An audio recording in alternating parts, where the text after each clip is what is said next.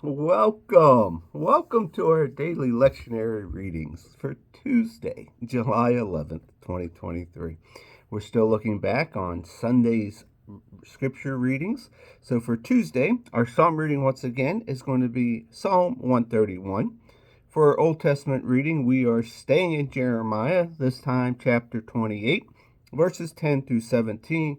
And for the New Testament reading, we're staying in Romans, but this time chapter 3, verses 1 through 8. And we're going to go ahead and just continue in the message. Listen in.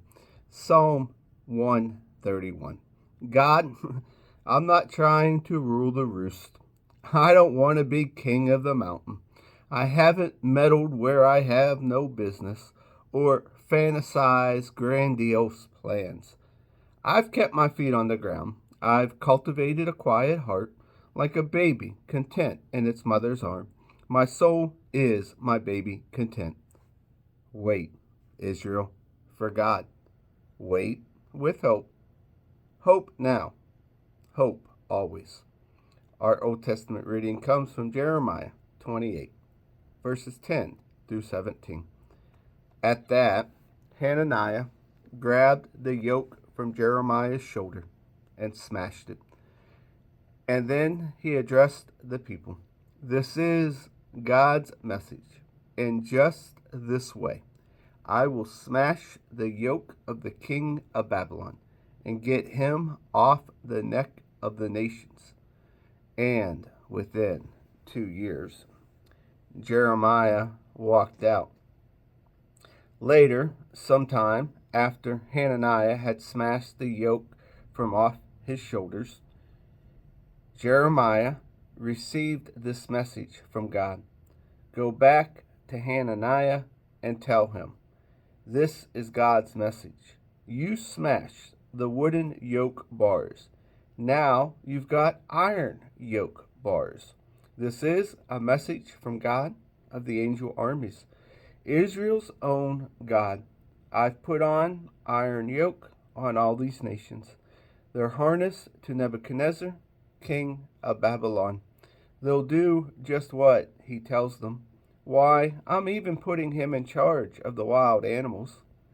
So prophet Jeremiah told prophet Hananiah, hold it, Hananiah. God never sent you. You've walked the whole country into believing a pack of lies. And so God said, you claim to be sent. I'll send you all right off the face of the earth. Before the year is out, you'll be dead because you instigated sedition against God. Prophet Hananiah died that year in the 7th month. Our New Testament reading today comes from the book of Romans, chapter 3, verses 1 through 8.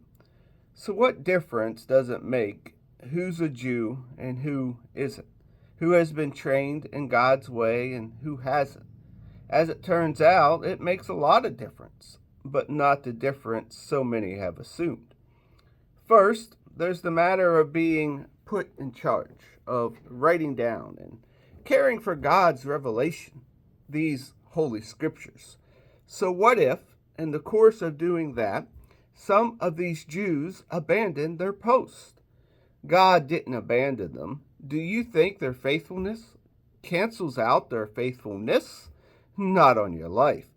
Depend on it. God keeps his word, even when the whole world is lying through its teeth. Scripture says the same. Your words stand fast and true. Rejection doesn't faze you.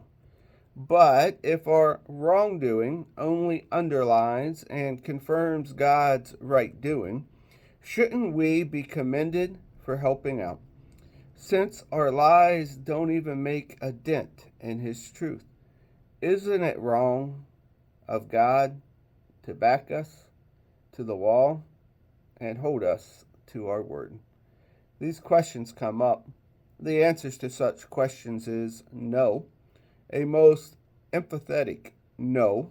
How else would things ever get straightened out if God didn't do the straightening?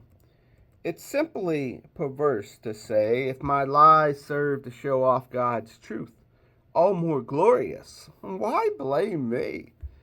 I'm doing God a favor. Some people are actually trying to put such words in our mouths, claiming that we go around saying, the more evil we do, the more good God does. So let's just do it. That's pure slander, as I'm sure that you would agree. Here ends our readings for the day.